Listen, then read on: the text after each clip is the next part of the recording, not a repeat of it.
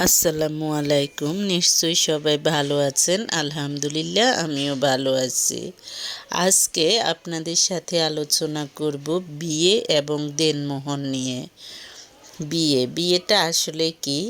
যাকে তাকে ফেলে বিয়ে করবেন তা কিন্তু আপনার জন্য বৈধ হবে না, এবং কিভাবে আপনার বিয়েটা অবৈধ হবে সেটাও আপনি শুনে রাখবেন।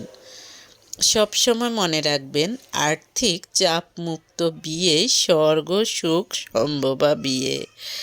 অর্থাৎ যে বিয়েতে আর্থিক চাপ দেয়া হয় না, অর্থাৎ যৌতুক এত এটা দিতে হবে ওইটা দিতে হবে, এত টাকা দিতে হবে, ওই ধরনের কোনো চাপ থাকে না, সে বিয়েটাই কিন্তু স্বর্গ সুখ সম্ভবা বিয়ে।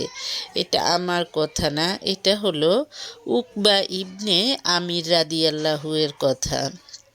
এরপর বলবো, অনেকেই দেখা যায় যে বর্তমান যুগে ভালোবাসার অভাব নেই, আবার দেখা যায় যে সেই ভালোবাসা যখন বিয়েতে রূপ নেয় সেটাও কিন্তু দীর্ঘস্থায়ী হয় না। তাই বিয়ে করবেন বুঝে শুনে করবেন। অভিভাবকের অনুমতি ছাড়া কোনো মেয়ে বিয়ে করলে সে বিয়ে বাতিল বাতিল বাতিল। এটা আমার কথা না, আয়েশা রাদিয়াল্লাহু এর কথা। বিধবা নারীর ইচ্ছে ও কুমারীর অনুমতি ছাড়া বিয়ে দেয়া যাবে না। মেয়ের অনুমতি না নিয়েই একজন তার মেয়েকে বিয়ে দিয়ে দেয়। মেয়েটি নবীজি সাল্লাল্লাহু আলাইহি সাল্লামের কাছে নালিশ করে যে তার অনুমতি ছাড়া বিয়ে দেয়া হয়েছে এবং এ বিয়েতে তার মত নেই। নবীজি সাল্লাল্লাহু আলাইহি সাল্লাম বিয়ে বাতিল ঘোষণার পর উভয়কেই পৃথক করে দেন, অর্থাৎ বিয়েটা বাতিল হয়ে যায়। একজন বিধবার সম্মতি ছাড়াই তার বাবা তাকে বিয়ে দিয়ে দেয়।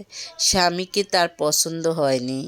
নবীজি সাল্লাল্লাহু আলাইহি সাল্লামের কাছে বিষয়টি উপস্থাপন করা হলে তিনি তার বিয়েও বাতিল করে দেন।